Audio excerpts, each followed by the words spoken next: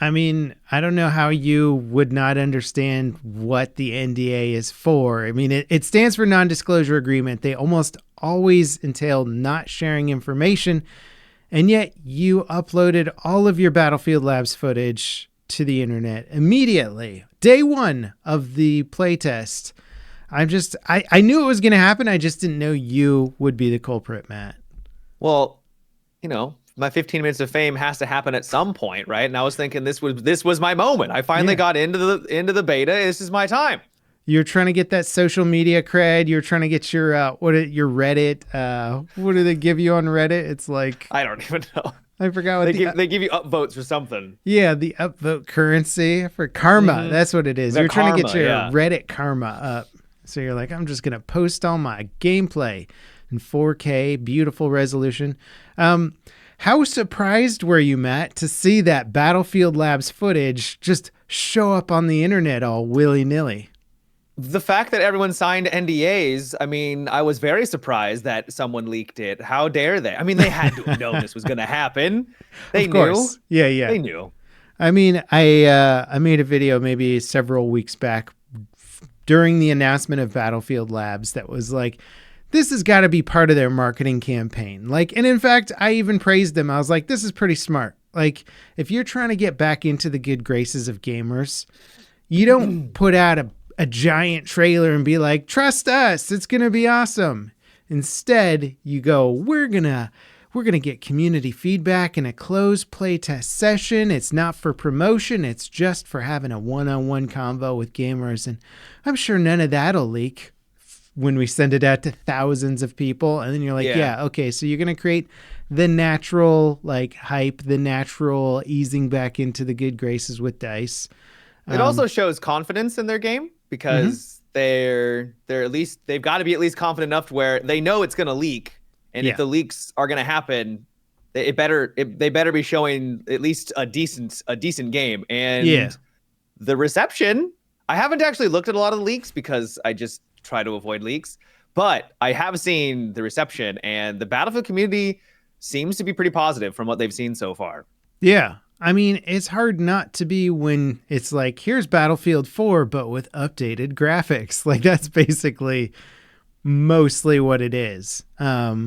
And so people are seeing it and they're going, oh, this is just what I've wanted for the past decade plus of Battlefield games. I just want to see it. Literally a decade. Yeah, over a decade since BF4 launched, I believe. And at this point, you're like, why has it been so long since they've done like a more traditional modern military game?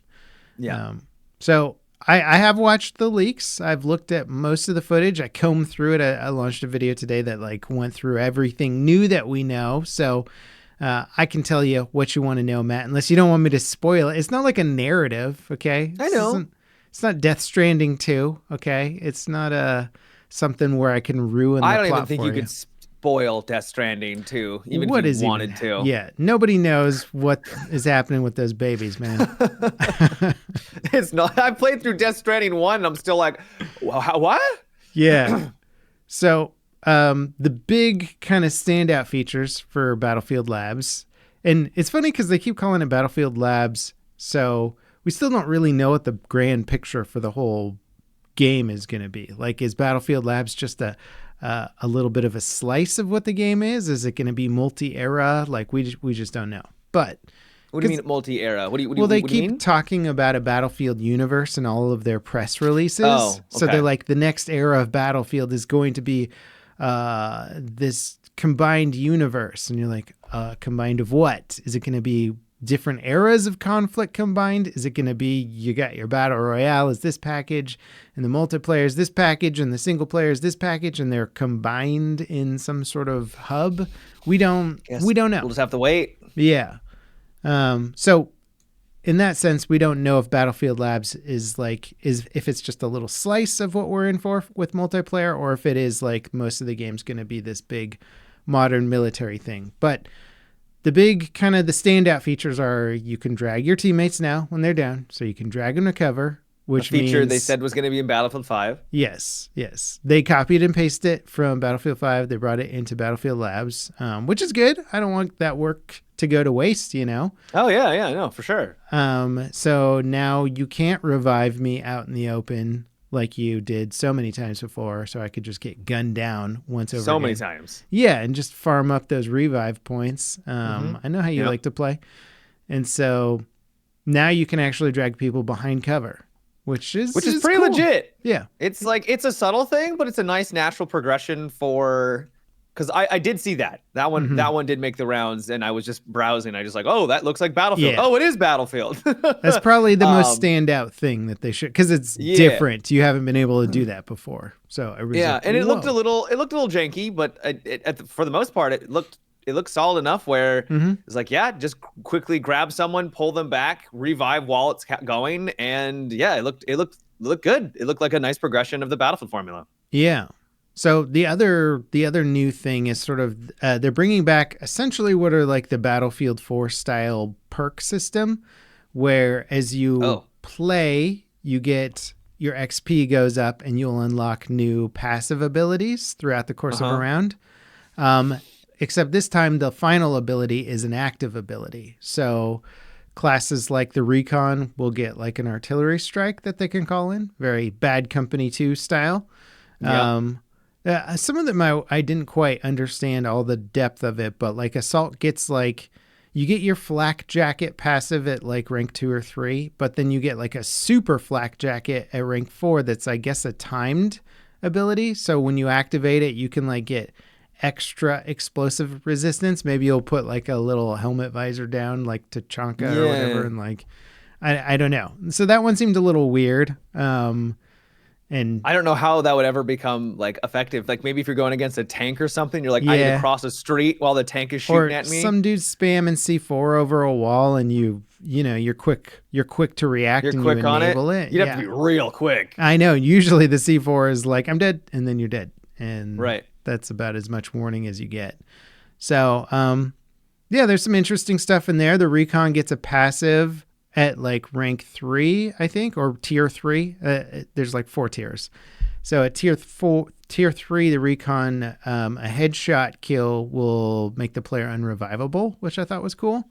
Mm-hmm. Just some interesting stuff like that. None of this stuff is earth shattering. It's like, here's the BF4 system with some ever so slightly I like that though. I always thought that Recon needed something more, because you get those great headshots at a distance, and then another medic, because those shots are hard. Yeah. And then a meg just goes on over and just zaps them up, and it's like, haha, you made no progress for your team. For sure, dude. Back up and running. So that's nice. I remember a very specific moment from BF1 where I had like a perfect line as a sniper down a trench. And like this whole squad came running down, like 4 dudes or whatever.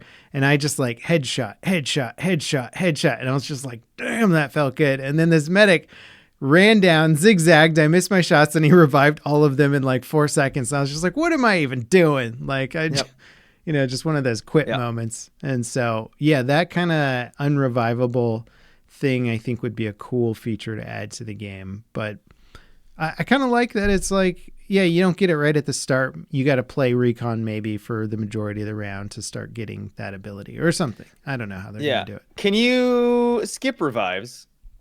I assume so. A lot of the UI looked very familiar. I was kind of hoping that they were going to remove that feature. I can't confirm. I don't remember if I saw that or not. I know it sounds dumb, but I actually I think that skipping revives really has hurt the team cohesion and teamwork, because everyone just skips revives. So you're like, I'm going to go and revive this guy. I need like 5 seconds. And you get over there and they've already given up. It's like, what's even the point, right? It leads you give to people sort the of option, this people are going to spam ADD it. style gameplay too, where the player's like, I'm dead, revive. And you're like, no, just wait for a second. I do think that they need to make the revive space a little more interesting, maybe, just so players, if you're going to stick somebody there, like, I don't know, let them look around a little bit more, play as a ghost. Yeah. No, I don't know. I don't know if they should go that far. I think like give it like a 5 second, like after 5 seconds, then you can skip, right? So if you want to sit there and wait for your teammate that's coming, then obviously let them do that. Or if they're getting griefed, right, where they're getting constantly up and down after getting revived, like then let them skip to go back to the spawn screen. But I think for that initial takedown, like a 5-second window where they have to just kind of sit there alone with their thoughts. I think we can do that for 5 seconds. Yeah. Then you can actually get some medics and teamwork and cohesion and not just have everyone trying to get back to that spawn screen as quickly as possible. Yeah. But that's, and you're right. There's nothing more annoying when you're a medic and you're like, okay, there's the down guy in the middle of the street. Cool. Let me do a quick peek. Okay. Take out 2 guys, throw the smoke, run over. And then the guy's like, give up. And you're just like, come on, man. Like I just pulled a Hail Mary to get you out of the street. And you're like, eh. Right. So it is super annoying. If they can find, it's funny how much DICE has struggled with the revive situation with Battlefield. They're like, skip revive, no skip, something in between. Things aren't well communicated. Like they've just struggled with that mechanic a lot. They want to keep it fast paced because it is a casual shooter. No matter what anyone says, Battlefield is a casual, like, sandbox shooter. Basically Arma with better graphics. It's totally Arma. Yeah. It'd be cool if there was a slow mode for it though. That was like more hardcore. That'd be neat. I mean, literally, Battlefield 2's Project Reality mod spawned all of this stuff anyway, right? Like, I mean, half of it. So yeah, all the games that have like materialized from people loving Battlefield but wanting it to feel more real. That's just like a mod offshoot project that like DICE basically just slept on. They're like, you guys could have had an Arma IP, it could have been like Battlefield Real or whatever the hell you want to call it, and then they could have had like a separate game to go side by side. But, the vehicle damage system looked cool. It's not necessarily new. They've had that in like BF1 and BF5 and stuff where you can like damage a vehicle and the damage I believe will persist on it or it'll persist until it's like repaired some of it. But it was cool to see it on a modern damage tank. Like the tank. Yeah. Like the turret or the treads or you go after the back and it's going to do more damage, stuff like that. Yeah, well, and also you could see the side armor like get blown off when an RPG hit the. Oh, that's cool. Yeah, so you're like, that's cool to see like modular procedural damage on tanks. I don't know Does that make it more vulnerable for that spot? That'd be really cool. I don't know, but yeah, that would be cool if that indicated like if you could do. I think BF1 had the system where you could do extra damage by destroying like a tank component, but then you couldn't re-destroy the same component, so you'd have to move to a different section of the tank to administer like another big damage chunk to it or something. It'd be interesting if they did that for this. Back to the classic 4 classes. No naming, no quippy taglines as far as I could tell. Everyone looks like a no name, random soldier, which was cool. Yeah. It looked like anyone could equip any weapon, but I'm not sure if that's just a labs playtest thing or what. I kind of hope not. Yeah, me too. And again, I'm not verifying anything. This is me scrounging all this for stuff, info all from this stuff you've footage. mentioned is up in the air. Yeah. Well, yeah, that too. Literally, the footage is showing white box stuff in the game while you're playing. Or like, we need a texture for this type warning.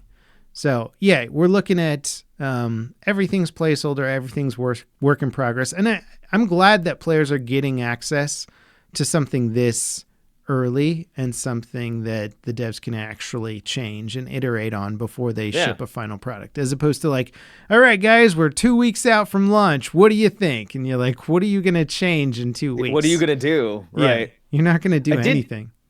I did see the posts how this test was supposed to be about affecting the recoil and the movement, and they're trying to find a nice sweet spot where it's accessible to new players because obviously it's Battlefield. We just said it's kind of a casual FPS experience, but also enough skill depth and a skill ceiling high enough that veterans will at least have something to sink their teeth into. Yeah, so you can keep just them engaged long term. Those noobs, man. Just absolutely destroy. Yeah, that's definitely it. Yeah, that's what I want. I want once you can master that recoil control, the noobs get in there and like, why can't I control the gun? Yeah. And then I'm just headshotting.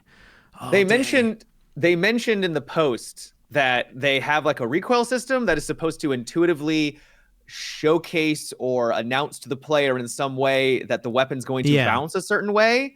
And also, if you compensate for the recoil, it will reduce like the like the visual recoil, or something. I'd have to reread the post, but yeah, I was like, I don't know how the hell that's gonna work. I like the idea of it. I didn't really notice it too much from the footage because it's hard to actually tell unless somebody stands in front of a wall and shows you or something. But yeah, I think the idea is like in games you want to communicate the systems to the player via, and your tools to do so are like, you got audio, you've got heads up display or UI stuff. And then you've got visuals, right? So you've kind of got like, and then taste, of course, but that's just your special setup, Matt. So the recoil, smell-o-vision, right? Smell-o-vision. Yeah. You've got a little always aroma. Throwing me under the bus for no reason. I know. I think they should add an aroma, like Elgato should make the aroma plug-in USB it would adapter. Just stink. just a bunch of smells together. You're like, stinking. You know, I think they're dead. How do you know? Well, I can smell the dead body scent coming out of my Elgato smell-o-vision. Yeah, it smells awful. God, playing games stinks, literally. So they're just trying to find a new way to communicate recoil to the player, where before, if you shoot into a wall, you can see the direction that the recoil goes, but you wouldn't necessarily, often the gun recoil on the screen that you're watching would go in any direction. I think it was kind of randomized and not lined up necessarily with what the recoil was doing. So I think this system is more procedurally generated, where if they change the recoil pattern of a gun, the gun will now kick in the proper direction. So it's not a baked-in recoil animation, if that makes sense. Okay. So it's more procedural. I just hope that they don't lean into visual recoil too much, because a little bit of visual recoil is fine, because it does make it feel more punchy. It makes it feel like you're actually handling something that is got some meat to it. But you go too far and it's just a nightmare, because it doesn't feel... It looks like 2042 in terms of like kind of the weapon animations. And I think that's a good thing. People hear 2042 and they go, oh no, not that game. But I think they dialed in some of the weapons were decent. Nicely. Yeah.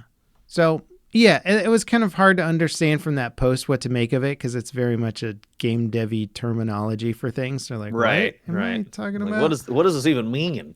Yeah. The player movement looked cool. They bring back some of the stuff like rolling when you jump from a high place to a low place. Your soldier will roll now. And I think there's probably some more stuff. That was added, I think, in Battlefield 5. It looks like they're bringing back Battlefield 5 movement, which is awesome, because that movement is... Battlefield 5 is great for that.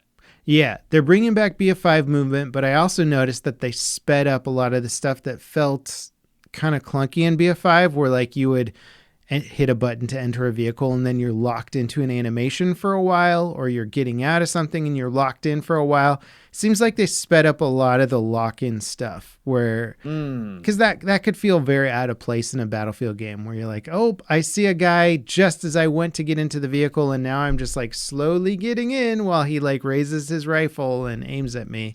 Yeah, but I'm kind of okay with it, personally. I don't mind. Sure. I think being able to jump in and out of vehicles is a little silly from previous, like Battlefield 4. People just in and out, in and out, in and out. Yeah. I'm in agreement with you. I think they found a kind of a happy balance with the new system. So it's like halfway between BF5 and halfway between what... Well, Call of Duty does it where you jump in the camera and you have full control over the vehicle, but your character model is still outside of the vehicle. So that it can still get shot, but at least you can start moving the vehicle instantly as soon as you press the button and start driving around. Yeah. It feels good while you're playing, but it looks stupid while you're watching it. Because you're like, is that guy driving the tank as he's opening the door? What's happening? Yes. That's exactly what he's doing. He's got his pinky on the steering wheel. Yeah. First thing he does is he throws a brick on the gas pedal and then dives into the vehicle. Obviously, how do you get into a car? So the destruction fidelity does look really good. That was one other thing that I did notice in the brief little sections is, there's a moment where like a tank is shooting at a dude and like everything is kind of like shattering, like in remember the Matrix episode, the first Matrix, where it's just shattering everywhere. Looks sick. Looks actually incredible. Their column technology is top notch. Right. Spent a lot of time building those columns out, and it does look like they probably spent a crap load of time building out like really high level destruction meshes for like everything in every map. And so that takes a lot of time, and that's the kind of thing that I would want a big studio like DICE to spend their time on, is like, to work on, right? Yeah. Create like, a 4 to 5 different map tile types, right? Like you got your Middle Eastern city and your tropical islands and whatever.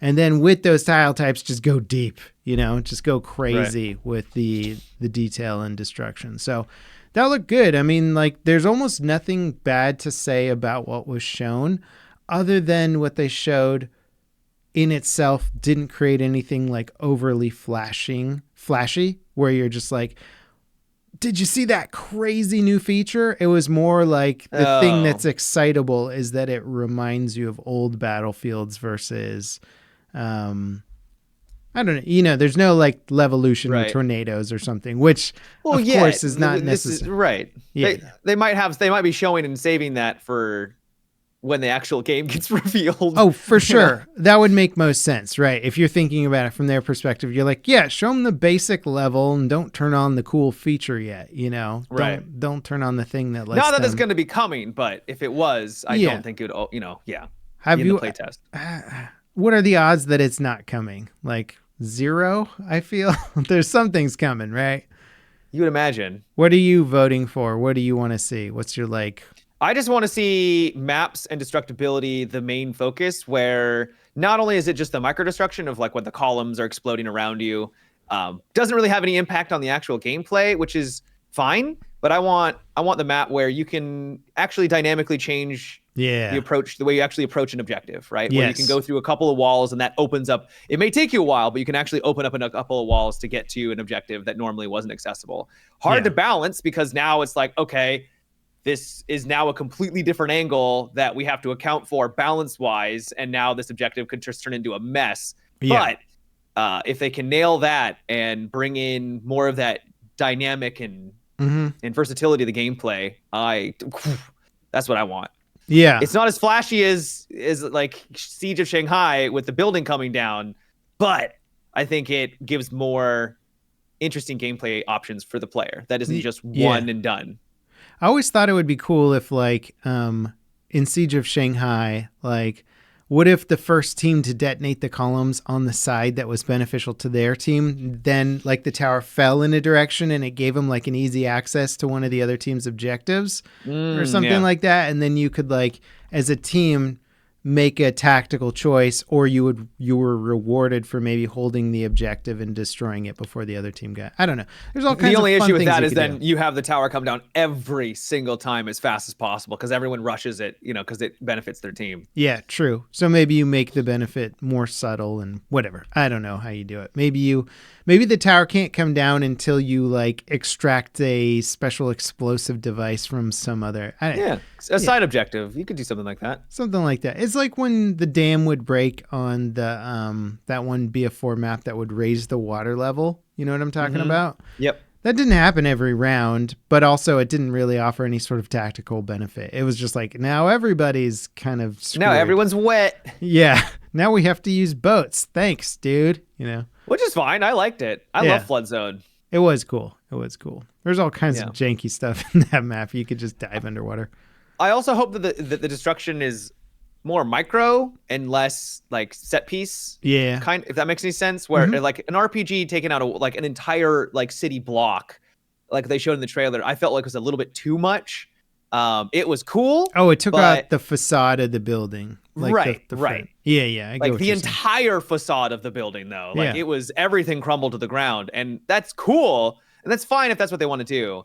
But I come from a background of like Rainbow Six Siege, where you can open up holes in a wall, but not like the entire, face not at of the once. Building. Yeah. Right. So more micro destruction, where you can because that way, if you do have the ability to weave in and make routes for your team or take out walls, you can do it, but it takes you more time. So it's not just the entire map destroyed after like 2 minutes of gameplay, because then that's just going to be boring, because then you're not actually going to be able to experience the destructibility throughout the round. It's just only in the first 5 minutes of the round, and then everything is just a mess, right? Yeah. So that's kind of why I was hoping it'd be more micro.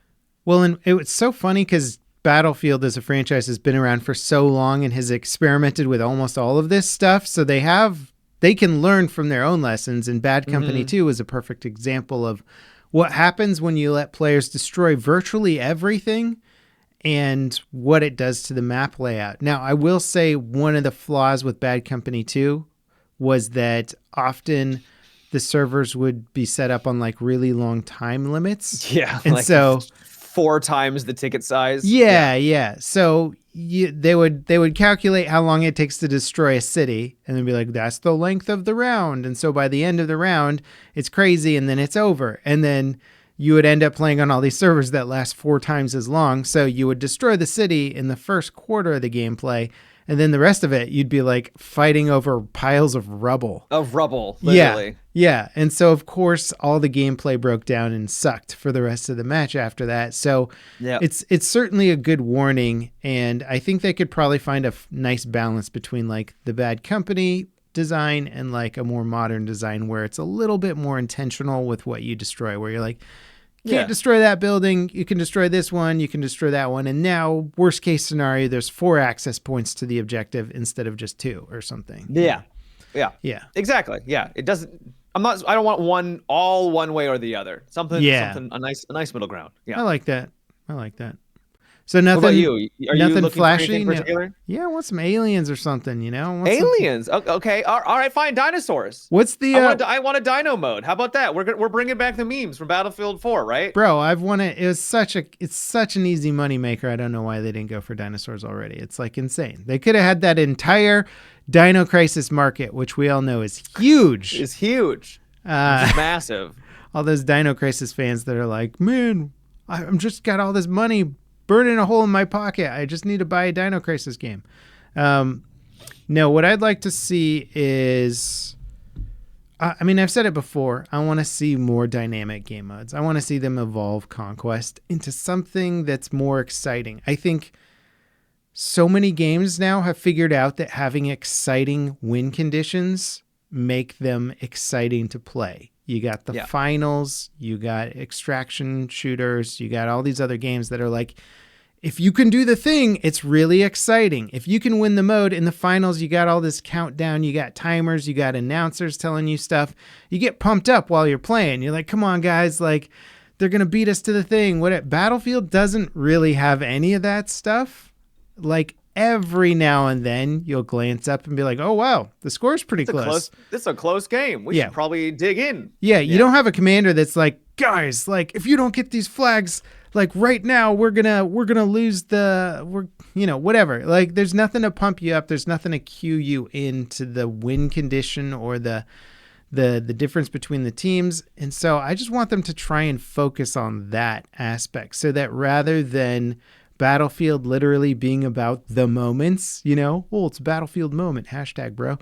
Like instead you're #Ronazug, bro. Right. Cause like I think back to like, I don't know, remember when we used to chuck C4 off of dirt bikes in BF4 and blow up tanks and you took out a helicopter that one time? Oh, I remember. Yeah. We were doing some action movie level stunts in around and it was epic, but I have no memory of whether or not we won or lost. You know what I mean? Of course not. Because the win condition doesn't mean anything in Battlefield. But if I look at other games like the finals, like, I have both the moment to moment memories of it was so cool when I brought that building down, but also like when you win a tournament by the skin of your teeth, and you're just like, dang, that was epic. We pulled those clutch moves and we won. And that win condition has never really been a part of Battlefield. Like maybe 1 or 2 memories over like decades of playing where I'm like, and then we won the match. Like it just, that's what I want. I really want them to focus on making the round more dynamic, more fun, and more incentive on actually trying to win, This kind of could work together. Do you want a commander mode? I want an AI commander. I've said this before, where I want a commander that can issue you orders that would be like, hey, if your squad captures objective C or whatever, you'll get some extra points or you'll get a squad call in or whatever. And then it also sends that same objective to another squad on the enemy team, right? Like matches you guys up. You're the 2 top squads. Okay. So I think that'd be cool. The problem with a person commander is that when you get if they make the commander role too powerful, which makes it exciting, and then you get a bad commander, now your team is at a huge disadvantage. Huge disadvantage. So I don't really want a person commander back. And the only way to make it workable is if they make the commander role so insignificant that you don't really care if you have a good commander or not, at which point, why do it in the first place? So also, a lot of people say that they want the commander mode back from Battlefield 4, and I can only think of like, why? Yeah. It was all they did was spam UAVs and counter UAVs, the worst, all the time. And there's no strategic interesting element to it. It was just like spam as soon as it recharges, and then call down your cruise missiles all over the place. If you had it available. Yeah, if you have them. It was so boring, so strategically shallow. And you could command people to go to like certain objectives, like defend this objective. It's like they're not going to listen to you. Like no, I don't even remember what it sounded like when you got a command from that. Yeah, right. Battlefield 2 had a more engaged and deep command system, I would say. It's funny that if they did go that route, that's what I would prefer, because not only was the commander on the map, but you had objectives. Yeah, and the commander could do really cool stuff too, and like a commander could do some crazy stuff where if you ever played, I remember I played BF2 competitively very briefly way back in the day. A good commander could see that an objective was being captured, UAV the objective, see where the guy was, and call in a supply crate where the dude was camping. And sometimes you could squish him with a supply crate, and you could stop an objective from being captured because they would send a lone guy off to capture the flag that nobody was at, and you could squish him. And so there's like some clutch plays that commanders could do. And I was like, oh, that's pretty cool, actually. But it was neat because if you didn't want to deal with like UAVs up in the air, you could go to their base, which was hard to do back in Battlefield 2 because it was a lot more hardcore and slower. Yeah. But you could get behind enemy lines and go to their radio tower and blow it up. And then they would need to have someone come on over and repair it if they wanted to be able to use that. Or if mortars were constantly shelling you, you could have a rib boat go on in, do a little infiltration, and then blow up all of the artillery cannons. And then you don't have to worry about that anymore. So that was actually, if they're going to do it, I would hope that they would do it along those lines. Well, and also I think you could take that same concept and work it into an AI commander system, right? Where maybe the squad leaders or the squad members get access to those UAVs, or in BF2 you could also destroy the team's artillery system, so they couldn't call in artillery if you blew it up. Right. So like you could do a similar thing where like if you destroy it, then the AI commander can no longer assist you with an artillery strike that you request from them or something, right? So you're like, oh, dang, they took out our artillery. And so, there's all kinds of fun stuff you could do where you keep it more dynamic. And I just love the idea of taking one of those big conquest games and say, okay, well, now let's break it up with some cool events that occur during a match, Right. Here's this, which is sort of what I assumed they were going to do with 2042, because they were going so much bigger in scale that you would have like micro conflicts all over the map, and that didn't pan out at all. I also want an AI commander that calls out important stuff to the team, like they're capturing your A flag or your gimme flag or whatever, and like there's only a small squad on A. Just some sort of like additional intel could be kind of cool if they figured out a way to pre-record like a giant list of voice commands to give you like very specific kind of natural feeling intel while you're playing. Like we have no men on B or something. Yeah. I hear you. Yeah, or they've started to capture B. It's a small squad, like we need somebody to go back. Something like that would be really cool. And then maybe even like imagine if your AI commander then auto-assigned the closest squad to go take that point or to go try and stop that cap. Those kinds of things could be really cool, right? Like it doesn't mean that squad's going to turn around and do it every time, but having that info given to you and sent to you, like there's all kinds of really cool things that now that I know how to build it, I'm like, that's actually not that hard to do. You could totally make a system that does that. So they should, really, in my opinion. If done properly, it could really add to the environment and add to the immersion. Yeah. It can also be annoying too, but they'd have to do it right. you test, and then you figure out how often the commander can spam you with annoying voice stuff, and then you find that perfect level and you dial it in there. But it also fixes the problem of having a crappy commander that ruins the experience for you, or UAV spam, which we don't want. It's like, okay, the commander's gonna get 1 UAV for every minute or something. Like, it's not gonna be crazy. Another thing I noticed, and from the leaks, is the outfits of everyone look very military, very everyone just looks like they're a soldier. Mm-hmm. And I really hope you didn't see the Cardi B skin running No, around? I did not. Oh, okay. I didn't know.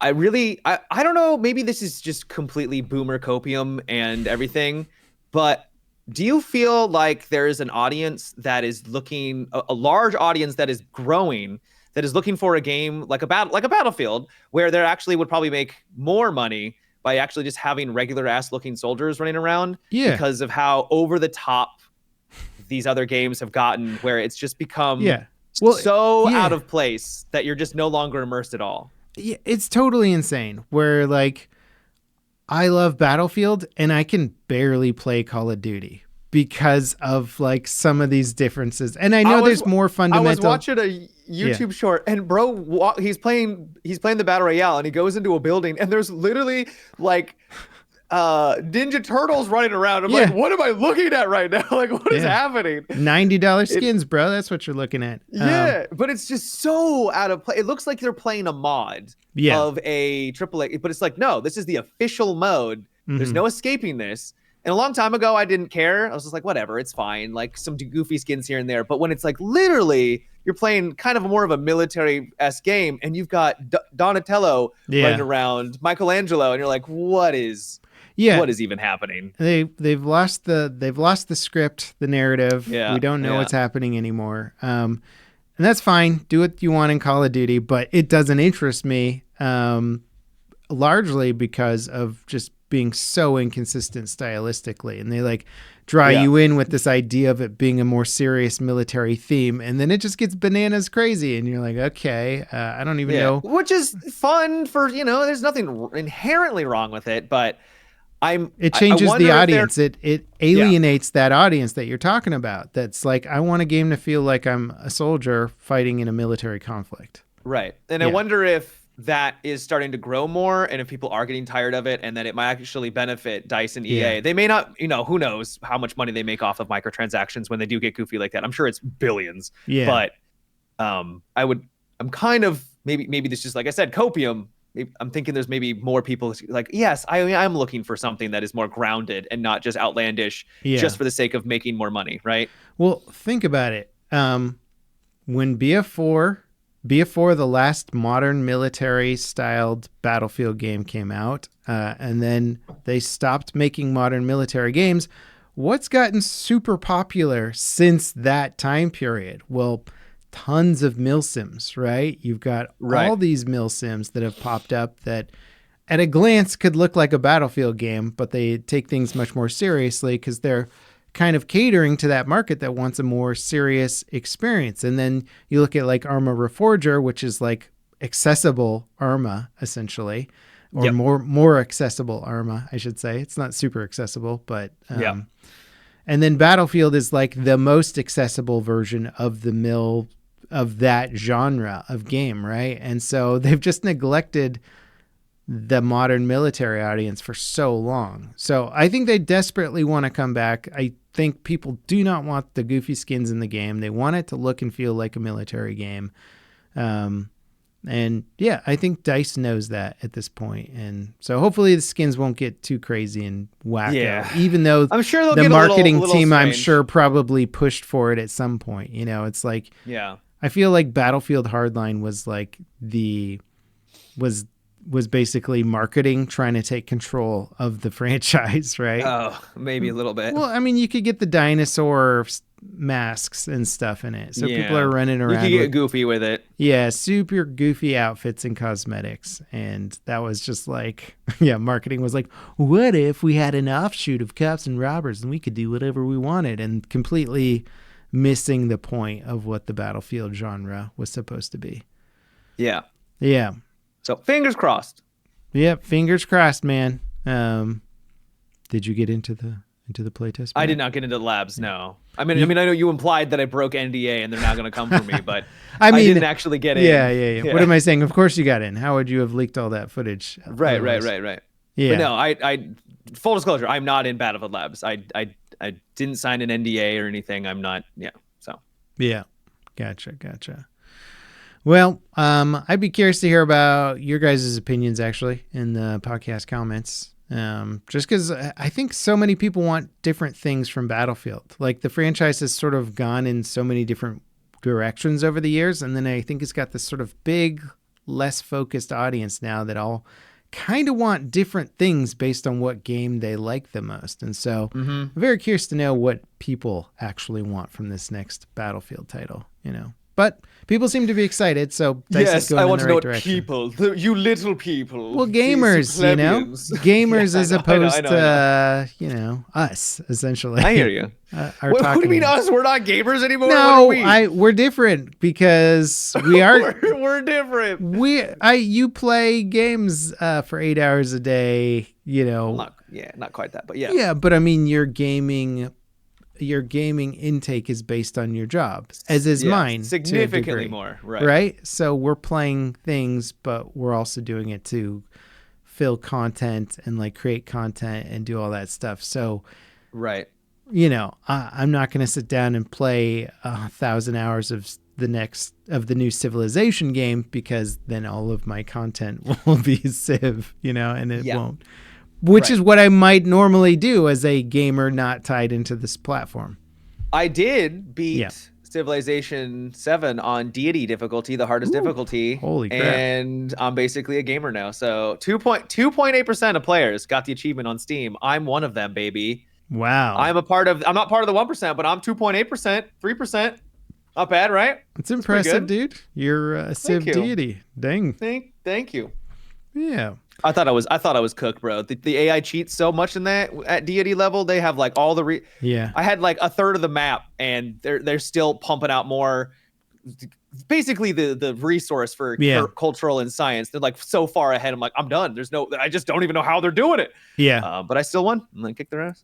That's pretty cool. What's funny is, and I wasn't really aware of this until I started reading some RTS forums the other day about Beyond All Reason stuff, but. Yeah. People get upset when they make the AI cheat. They're like, just make it really, really, really smart and able to beat me. And it's like, that's super hard to do because you're essentially programming a chess algorithm or something, You're like, okay, like that stuff took people years to figure out. So most games make them cheat to give you an advantage, to make them beat you legitimately. You're like, okay, now they have to be like as smart as a person. Like, I don't think you understand how hard that is. With the complexity of the game on top of it. Yeah. Right? Where they, like you can optimize a macro build, right? Where the AI is more or less going to kind of go for the same direction every time. And its timing's going to be perfect on starting and stopping building and research and whatever you need to do. But if you start messing with that, it's not going to be very good at adapting unless you program in StarCraft, a really smart in StarCraft 2, they had AI, like an AI created to machine learning to learn how to beat players. And you know how they beat the player? How? Excessive amounts of micro to the point that was inhumanly possible. Yeah. So they built blink stalkers. They rushed to blink stalkers as fast as possible, and then they just spammed stalkers. Yeah. And then every single time a stalker got low on health, blinked it back. Yeah. And like no person can do that, but an AI Pure can insanity. obviously command every single one. Yeah. So your units are trying to take out literally things that are just bouncing back. And then they reject because it's Protoss, so their shields come back online. Everyone's is like, what are they talking about right now? What is this StarCraft nerd stuff? So they just kept blinking them, and like the player can't do enough damage to take them out. So obviously they just lose. Yeah. Yeah, it's that would be a technically legitimate way to win, but and then you're taking advantage of reaction times that no human possesses, essentially. Right. Yeah. Right.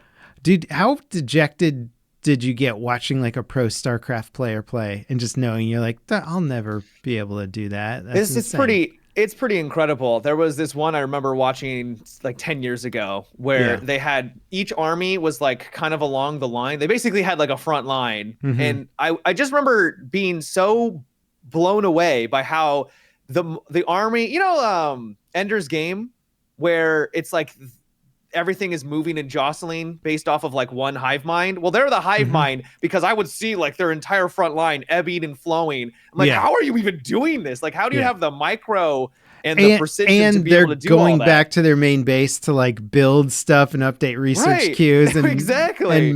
and micro. They're like their little workers that are like mining stuff. And you're like, you're fighting a battle right now. Like I don't have that brain space. I'm either fighting a battle or I'm managing the economy, never two at the same time. And the pro players are always doing both at the same time. You're like, come on, man. It's actually why I liked some of the like Supreme Commander, Beyond All Reason type games where it's just about making the giant army and just kind of sending it at the enemy. And then you just work on your economy. You're like, my army got destroyed, whatever, like. Right. Sure, micro try to counter based off of their macro. Yeah.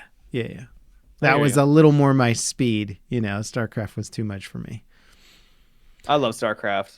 God, why isn't there a Star? Blizzard, do it. Just make StarCraft 3 already. Come on. Yeah. Well, it's funny. Atif mentioned in chat just now that send it back to 40K and everyone will get it. It's 40K did make their RTS games, but. Yeah, the StarCraft design is so ripped off from 40K. It's pretty wild, actually. Yeah, it is. Now that 40K games are getting more popular, people are like, "This is like StarCraft." You're like, "Nope, other way around." It's actually the other way around. Blizzard literally got sued, and I believe lost that lawsuit. So yeah, the Marines straight up just look like Space Marines. They just and the Zerg are the other guys, right? Whatever. Tyranids, I think is what they're called. Yeah, they're like. Legitimately just Tyranids, which is very funny. Yeah. It's impressive that Blizzard ripped off artistically another IP so hard. They didn't get away with it, but they have their IP. I mean, they got away with it. It's still like their mega franchise. Like, but I think away with it. I think they paid out a lot of money. Like, I think it was a lot. Okay, well. I don't know.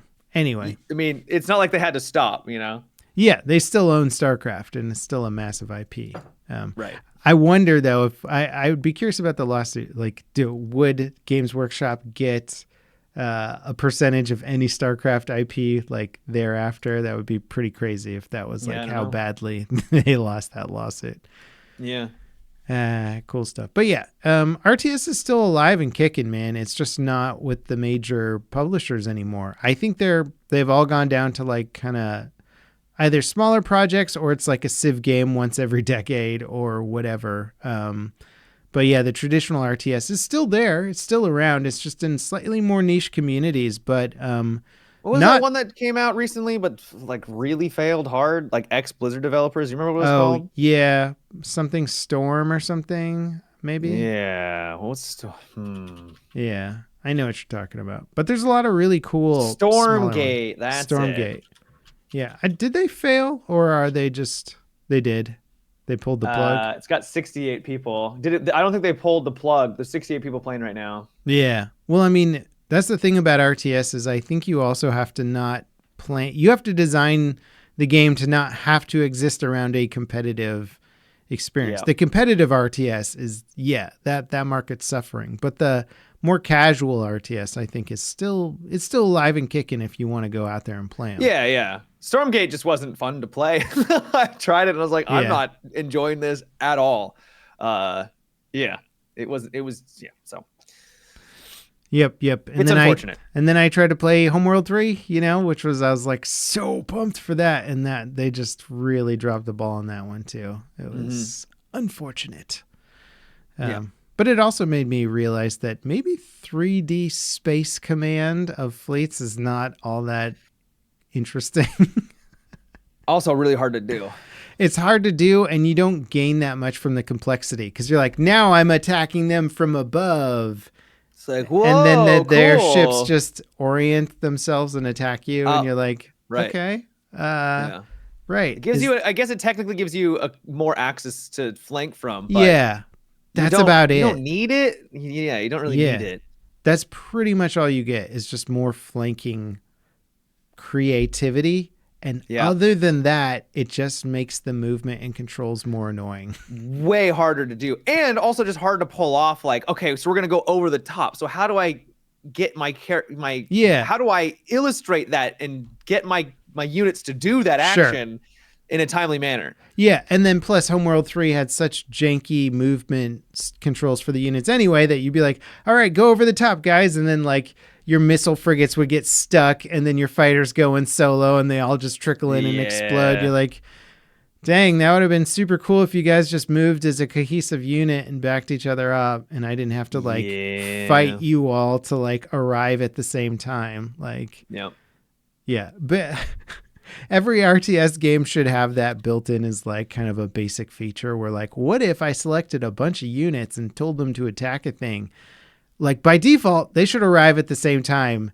And if you want them to go at their own speeds, then that should be an extra command or something, right? Like move not cohesively. Like otherwise it should always be cohesive. Otherwise they'll all just get picked off one at a time. It's just crazy. I hear you. We should just start an RTS podcast, Matt, with all the RTS. Yeah, because our expertise on it. Yeah. Speaking of expertise, now that you've played Death Stranding 1 all the way through, what'd you think of that 10-minute Death Stranding 2 trailer? I absolutely did not watch it because I don't want to get spoiled.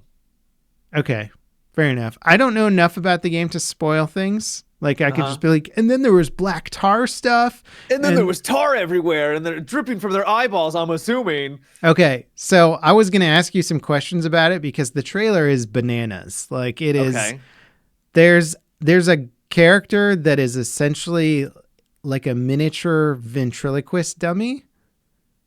Okay. And there's a scene where they buckle him in. And he's like, okay. And I'm just like, what's happening right now? I don't know. So there's no ventriloquist. Are there characters that are like inhabited objects or something in the first game? What in the hell is going on? Then I have no idea what this dude is. Okay. Yeah, I know it's not, as a content creator, I should watch this stuff because, you can talk about it, but I usually will, if I'm going to watch a movie, I don't want to see the trailer. I don't want to, I don't want to see anything about trailer, man. Yeah, 10 minutes is a while. But the thing is you're not spoiling, you can't spoil it. You just, there's no way you can spoil it. The only thing you're spoiling is like, oh, what is that? Like, oh man, you missed the reveal. Because then you're like, oh, I saw that thing in the trailer. It's like, I don't know. I will say, like, it has me like the first trailer had me very interested as well because it's just so bizarre, right? Right. And then this one is like, okay, the bizarreness is no longer the new exciting factor, but they've managed to make it bizarre in other ways where you're just like, what is even happening? There looks like there's some cool looking enemy faction now as like the main antagonist of the game. They look bizarre, and like one of the main guys has like a tentacle tongue that comes out of his mouth at one point, and so I'm like, yeah, I don't know what's happening. I'm like, I thought everybody was a person other than the like weird tar creatures that would attack you. Yeah, I don't want to get into spoilers for the first game. There definitely wasn't like, well, I mean, I got a couple of theories based off of what you're describing, but for the most part, everyone is a normal human, except there's some weird things that can happen. And yeah, I don't want to say anything. Okay, fair enough. Trailer is bizarre. If you don't care about spoilers, I think it's worth watching, even if you don't play the game. Like I was just Kojima is definitely, he's an interesting person. Well, he's got a very creative mind where it lines up, but it also doesn't at the same time. That makes any sense. Yeah. A lot of babies in the trailer too. Babies. Yeah, I don't know what he's got when it comes to babies. Your BB. You call him BB. Yeah, right. BB. So it looks wild. Worth watching the trailer. I'm sure he's going to make $1 bajillion on this sequel because you're just looking at it like going, what is even happening? It looks like it's another walking simulator. They show gameplay and you're like, oh, there he is walking. There it is. Yeah. But there's more. Which is fine. There's a jungle now. So yeah, he's walking through a jungle this time. It's not just like this barren hellscape type environment. That's good because that did get a little old by the end. Yeah. I was kind of Like from a cinematic perspective, that barren hellscape look is cool, and it makes you feel really like this sense of dread and dystopia. But for running through that for hours and hours and hours, I could see that getting kind of old. So this one looked like it had, there's like destroyed cities, there's like jungle, there's like a scene where a sandstorm's rolling in and the guy's like trying to run to get to cover or something. It looks cool. I'm excited to see how it plays out with all those biomes and how they're going to connect, because everything, you literally walk from one side of the country to the other in the game. Yeah. And it's all connected. There's no loading. So how are they going to do that with deserts and all that and still make it feel like it's all, I'm assuming it's going to be open world again. Yeah, I assume so. Yeah. Well, anyway, I thought it was cool. I am disappointed it's not coming to PC right away, though. Oh, I missed that. I missed that in the thing. Yeah, that's a bummer. It's like, why not? Yeah. I don't actually understand why. So if something's coming out for console, it basically has to run on PC. Like, I mean, there's almost, you could say like, yeah, we've only been designing the build for console from day one, but the amount of extra work to make sure that it builds on PC from the set, like they have to have been doing it, and either they have a deal to make sure it's console exclusive from the start. Oh, I'm sure they do with Sony. Yeah, 100%. Okay. But I read an article the other day where Sony was like, yeah, we're making so much more money with these PC releases now. Like, I mean, look at Monster Hunter. Like that used to be like a console exclusive at first. And then it oh, you release it on PC and there's a giant market for it and people will like absolutely devour it. Yeah. Wow. Crazy. How they that released works. a figure saying they made 8 million copies sold in the first 3 days since launch. Yeah. That's insane, Wild. dude. Yeah. Talking like, I mean, I don't know what Grand Theft Auto pushes, but it's like getting up there in those crazy numbers where you're just like, these are totally nuts. So yeah, good on Sony. Stop doing your dumb exclusive stuff. Like, launch it on PC at the same time. I don't get it. It shouldn't be this complicated. Yeah, it absolutely not. Unless they're like, well, we want to do special graphical overhaul for PC. Like, I doubt it. No, you just want to double dip. You want to double dip. Yeah. I mean, look at Helldivers. Do you think Helldivers would have popped off if it wasn't on PC at launch? No. No. I mean, the PC crowd was hugely important to getting that title recognized. Yeah, massively important. PC gaming dead, bro. Trust me. It's like we got another year or two before this whole market's gone. I can't believe that was a thing for a while. That was a thing? They were saying for a long time. This is decade more ago. Yeah, we're aging ourselves, but there was a time period, if you don't remember it, where people would often say PC gaming is dead because consoles were popping off. PlayStation was huge, whatever. Like, there's no denying that there were some of the biggest games in the world were on console. But also they were saying it at the same time that like World of Warcraft was like, had like billions of players on it. And you're just like, I don't think it's dead.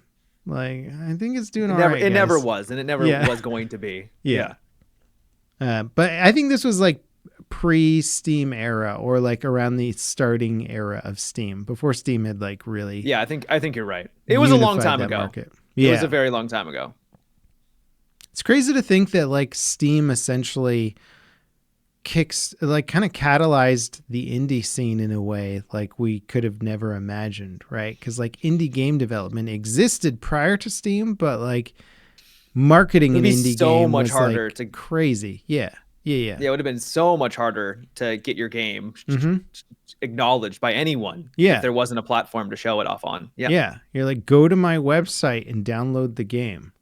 Like, it's like I ain't going to any website that ain't the normal ones. Yeah, and that still happens. That's what Minecraft did and stuff. So you're like, that's pretty cool. But just the success stories were like way less. So they're just the market for indie game dev was like, you're gonna do what now? You're gonna make a game on PC by yourself and just hope somebody finds out about it? Cool. Good luck with that. Yeah. Pre-Steam. Sure. Yeah. Do you remember when Steam first came out and there was so much apprehension about adopting a platform where your products were digital?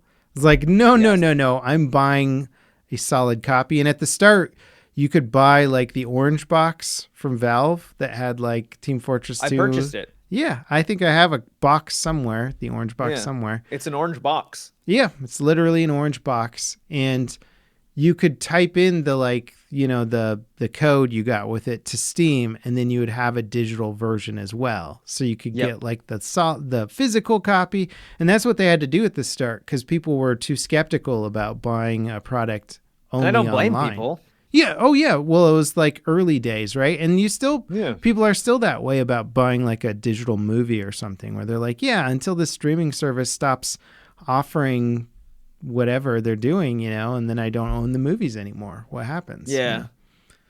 I think it came out, Steam came out before I was in college. So I think in high school, I remember my dad being really upset that I had to have a Steam account, like always signed in, like, cause you just on like, you know, cause the family computer, right? Like what is the hell is this Steam? I'm like, oh, it's how I play games, Pa.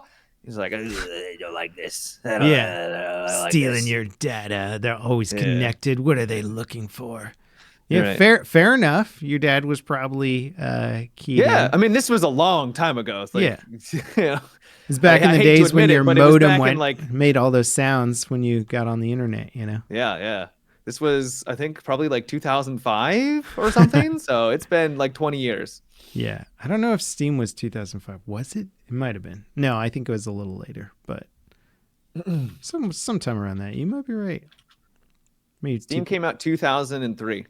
Ooh, that's crazy, man. So it's been around a minute, my friend. Yeah, I was there. I was there when it all started 3,000 years ago. Cool. What else have you been playing, Matt? Bunch of Fragpunk. I think we talked about this before. Yeah. It Sponsored is a stream, Valorant Counter-Strike game. Yeah. Where each round is different because your team votes on cards. Not really votes on cards, but you get shards in the round. Yeah. Where if you get an assist or you take someone out or you plant the diffuser or the converter, I think is what it's called in this game, you get these shards and you can use those to spend on cards that will change the way the match plays out. So it'll give you like your team small heads, tiny little heads, you know, in the Mario movie long time ago. Yeah. Yeah, it looked like those big, it looks like, so this is Unreal Tournament mutators just brought back for the modern audience. But it's like a lot of mutators. You can have ones where you can literally physically grab a spawn point, or not a spawn point, but an objective site and move it somewhere.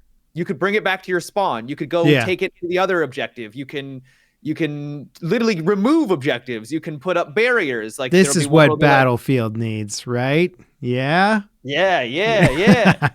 So it is subtle things, but you can compound them. And if you get really lucky, for example, you can have one where it turns into a close combat where everyone uses knives. Doesn't matter. You can't use any other weapon. It's just everyone just trying to stab each other. It's super goofy and it's annoying. But if you pair that with another card, if you get really lucky, it will increase the lunge distance. And so your team now has a massive, basically it's an auto win at that point. Like you'd have to get incredibly lucky to find that, both of them.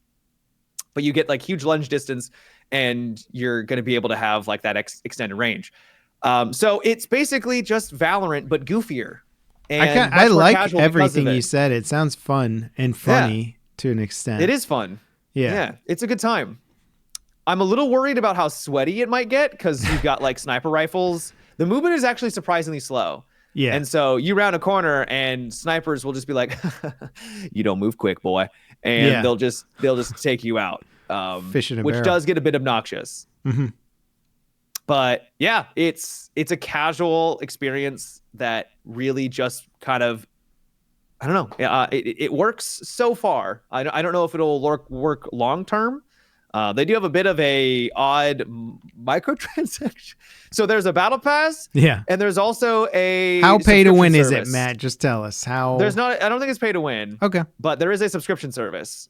So you can spend $9 a month and you'll get all of the characters, but it's a subscription. I think if you buy it once for a month, you get all of them and then you can unsubscribe and still have all of the characters. Why wouldn't everybody do that? Well, you could, but they don't. But they obviously want you to forget that you're subscribed, because most people just forget that they subscribe, right? Yeah. That's what they want. Yeah. Someone's saying, I haven't actually verified it because I haven't looked into it, but there's apparently like 9 different currencies in the game, which isn't great. Yeah. So it's not the worst, but it's also different. That's so mobile game. Yeah. That's tough. That's tough to hear about. It's one of those situations where it does feel mobile in some ways. Mm-hmm. And I don't know why they do this, because as someone, maybe I'm just getting older, I see how obtuse it is to try to figure out like what to buy and like how things are unlocked, that it becomes so obscure that I'm just like, I'm not going to give you any money because I don't know where my money's going and how much things cost. And this is too much and it's overwhelming. I think it's a tactic to get the more ignorant gamer or the younger gamer to be like, oh, cool, I just need 10, boins to like buy the thing. And then they're like, oh, wait, but the boins, if I break them down, can turn into floins. And then you're like, okay, now they're getting kind of like weird and OCD and obsessed with this currency system. And you're like, yeah, you're missing the point. They're just tricking you and getting you to spend a bunch of money thinking you're figuring out a way to like get a good deal on stuff or whatever. Or you're so obsessed with just getting the right type of currency, you're not paying attention to the fact that you need to spend money to like be the catalyst, where they're like, you can earn all 8 of these types of currencies in game, but you need this one type of currency with actual money to activate those ones to do your actual thing. So then you've got all this currency that you're like, well, I can't use it unless I spend a little money. And they're like, now we got you, sucker. There was a moment where I unlocked something that then allowed me to unlock something else. Where it's like, you've unlocked this thing. Check and see what's in the loot box. And I was like, oh, what's in the loot box? And then it opened up, was like, oh, you got a loot box that now allows you to get other loot boxes. I'm like, what? So maybe I just don't understand it. I'm going to write some of this down for my game. Hang on one second. That's the thing, is that it shouldn't be this difficult to understand your monetary system. It should be self-explanatory. I mean, so it is weird because mobile games are very notorious for this sort of thing. And some of the mobile games aren't bad games too, where you're like, this actually isn't a terrible game. It's just got this horrible monetization system strapped on top. And I literally don't want to play because of how convoluted that system is. Whereas the actual gameplay beneath it, I'm like, that actually looks kind of fun. Like a good dev team put this together, and then a horrible marketing team was like, let's destroy it with microtransactions now. You got to wonder, there must be some sort of conversion equation where they're like, actually, if we make it all crazy and convoluted, people don't realize how deep they're getting into it. And because, I mean, those systems are built on whales, right? They're not built on the average person spending money. They're built on the poor addicted sucker who's pumping in thousands of dollars to something he can't afford or whatever, I think what's frustrating, and I'm not saying this has happened to Fragpunk. I know we're kind of going into it because I do think that Fragpunk is fun, and I think it's worth checking out if you're even somewhat interested in a free-to-play kind of Valorant style experience. Yeah, it's decent. I think it actually has like some cool features. But I do think it's such a shame to have a game release and be good, but then have a horrible monetization where they jump the gun way too fast and there's way too much of it. And it actually kills the hype. I Battlefront think 2? that Hashtag Battlefront 2? I think there has been far too many games that have done that, and it's actually negatively impacted the game in a big way. Well, it's like my if I can harp on marketing teams one more time, I mean, it really is like it's this natural cause, this natural ebb and flow in most companies, not just games for whatever reason, but the marketing team manages to gain all this extra power. And I see it I have some friends that are in other industries, and I see it happen in their industries, and they're like, yeah, we can't deliver these products because marketing put together this like idea for something, but it makes no sense from the engineering standpoint. So now we've got to deliver something that makes no sense to us. is going to cost us twice the budget that marketing gave us, and we're ultimately going to lose money as a company because marketing's running everything. And you go, why is marketing running everything? Like, marketing should not be in charge of everything. They're in charge of product development now. And you're like, this is so stupid. Right. All these big companies, hey, you want some advice? Get your marketing team out of product development. Make them market the products that the other teams come up with, or at least have some sort of hybrid system where you actually have a game developer and a marketing person work together, where the game dev gets final say on what the product is, as opposed to marketing getting final say, you know? Yeah, for sure. It is wild that is what naturally happens in so many companies, but they'll figure it out once they lose hundreds of millions of dollars and be like, we need to restructure. What's going on? The internal organization system is bad. It's clearly engineers' fault. They just made a bad product. Yeah, totally didn't happen with any Battlefield games. Certainly not Battlefield Hardline, not Battlefield 2042. None of those games had marketing's fingerprints all over it. Though the marketing for Battlefield 2042 was actually like a cool looking game until we actually got the game. Yeah, the video editing team put something together nice, you know? Yeah. I didn't get that hyped from 2042's marketing, to be honest. I saw it and I felt like I was seeing through the BS, you know? But, I wish I saved some of those clips. I don't know. I feel like if you ask a lot of the Battlefield community when they first saw the big trailer where they first showed off, like, with the music and the tornado at the beginning, that what was a hype trailer. I think most people would be like, yeah, that was a pretty dope trailer. Yeah. I'm just saying. That was before we knew about specialists. That was before we knew about anything else in the game. So we were just experiencing it with that lens. I got a clip somewhere because I think I was Facebook streaming at the time, like so long ago. And I Facebook streamed the trailer dropping and my reaction. And I remember getting a little flack because when they showed the tornadoes, I'm like, this is going to be a shit gameplay mechanic. Like, I was just straight off the bat, I was like, this is going to suck. Right. None of, like, it looks really cool in the trailer, but I guarantee you, like, match 2, you're going to be like, all right, that's enough tornadoes for me. And I remember getting some flack for, like, calling it like it was. And then sure enough, turns out, guess what? Tornadoes really suck. They sucked a lot. Yeah. Do you remember that dev story that was like, I was going to like shoot a guy or something and it picked up a cargo container and flung it and it landed on him? Yes, I do. And we're all like listening to the story. Yeah. There was a sniper on a building. We couldn't reach it. And then all of a sudden a car got dropped on him because of the tornado. I'm like, Yeah. Yeah. There was none of that. Literally none of that. Never happened once. It never happened. Didn't happen once. It potentially could have happened. It may have happened during development. Yeah, when they had like more physics and stuff turned on, and then later we're like, we can't have all these physics running. It's eating up all the netcode or whatever. Yeah, we have 128 players running around. Like, there's no shot. Yeah. So they had to turn it off. Mm-hmm. And you just have these crappy tornadoes. Like, the good old days. Yes, I do remember that quote. Yeah, so many people do. It's just funny. Just because it's become like a history lesson analyzing past Battlefield games. You're like, what not to do? You know, like, don't do this. Has it been 3 years since that game came out? I feel like it's been longer, dude. No, I don't think it's been longer than that. Yeah, I think we're up to like 2021. Jesus. Yeah. Yeah. So it's been 3 years, a little over 3 years. Yeah. So the next game will launch when we're at the probably the 4-year mark. 4-year mark, yeah. Yep. Which, take your time, guys.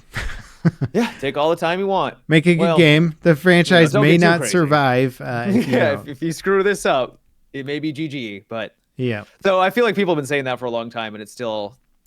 It's a hard one to kill. EA's been doing their best, but I mean, they killed off a lot of franchises, a lot of amazing franchises. Like, I mean, I still don't forgive them for SimCity, to be honest. That one for me was the most painful, which is funny to say. It's like somebody known for FPS stuff, but SimCity was like my first game I bought on a computer, I think, as a kid, and like I bought a strategy guide too, and was like reading it.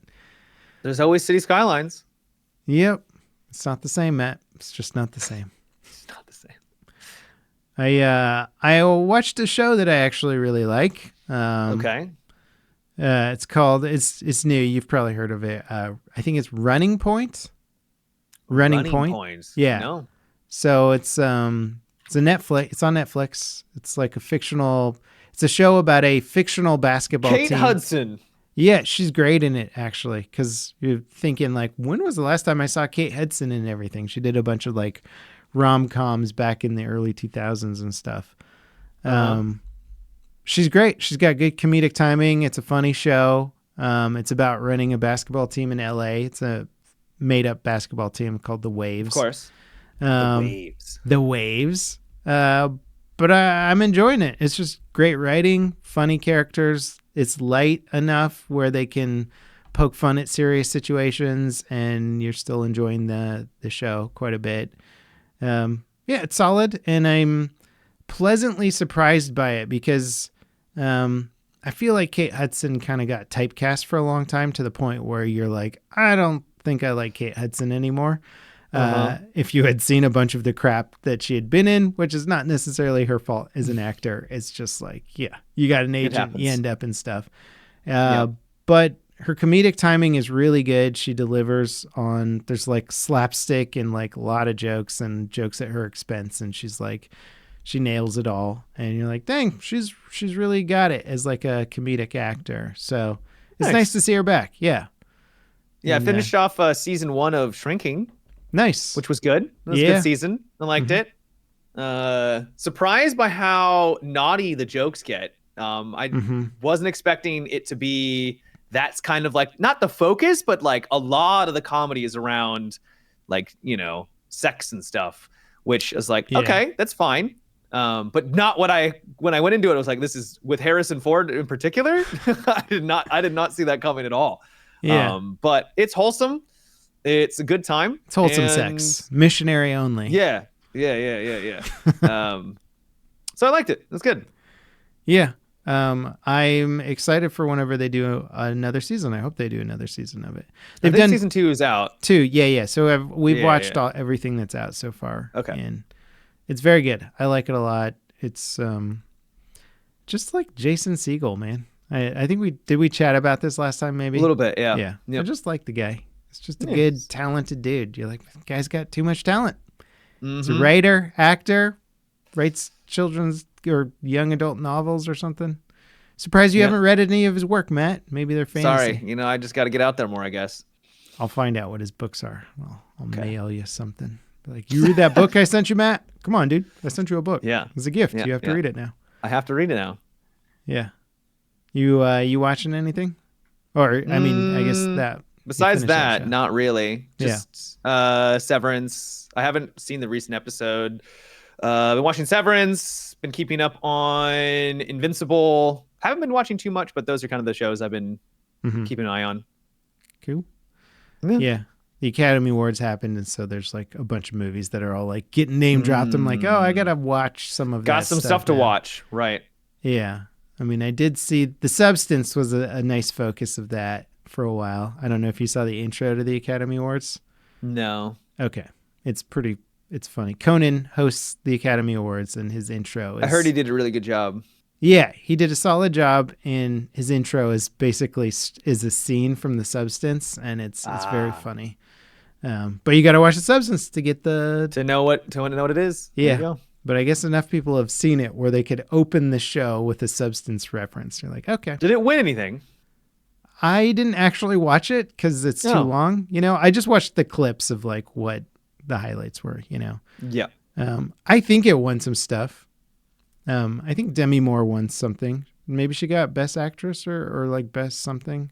I know she won something, but you can look it up. It might have been like they do 2 shows, right? They do the Academy Awards and then some other award show. Golden Globe Award for Best Actress. Critics' Choice Movie Award for Best Actress. Yeah. Yeah. So she won some stuff. I don't know if she won anything in the Academy Awards, but so I still recommend the movie. It's like, it's so out there that it's worth watching. Okay. Yeah. Cool. Yeah. Well, you want to wrap up the old Potteroonie there? Sounds good. Okay. Well, thank you guys all for dropping by the podcast. We do it every week on Wednesday, and I didn't really promote our podcast at the start, so I'll promote it now. It's fine. Matt doesn't like promoting things, but it's part of the game, man. Part of the game. If you want to watch our podcast live, we record it on Mondays, and there's a link in the video description to become a Patreon member, in which case you can watch us live and then hang out post live show for a little podcast back and forth while Matt and I talk about all our deep, dark fantasies and just hope that none of it gets leaked onto the internet. And they're all wholesome. They're boring. Matt's not into anything weird. Pretty vanilla. Vanilla, yep. And so thank you guys so much for watching. And Matt is going to leave you with some excellent advice. Yeah, so don't break NDAs. What'll happen to you? We'll take you out back. Oh, yeah. You think EA's even lifted a finger to take any of this stuff down? Have they? Oh, 100%. 100%. Okay. Yeah. I'm sure all those accounts got banned, and I'm sure they'll, I don't think they're going to go after them like financially, but yeah, they're definitely got their accounts banned for sure. Wouldn't it be funny if, like, honestly, this is what I would do if I was EA. I would bring in some devs that were like decent at like covering their tracks on the internet, and I'd be like, you guys are the leak team. God damn it. Right?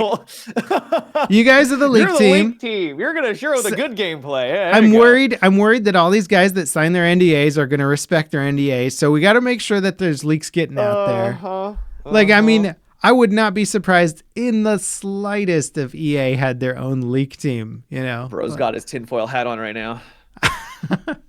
I mean, you got to have a backup plan if the community doesn't leak. You're like, nobody's leaking this stuff. All right, get the leak team out there. We got to leak it. Know that they're going to have like a massive marketing push when the game like gets closer to release, and they don't need to have leaked gameplay to show off their mega AAA, multi-million dollar. But what I'm saying is this is the way you get you build that community rapport, right? I get it. It's important. You can't start off with the like, here's our cool game, buy it now. Don't pay attention to what the last multiple titles were like. But they could have absolutely had more of an official way of growing that hype other than just quote unquote leaked gameplay.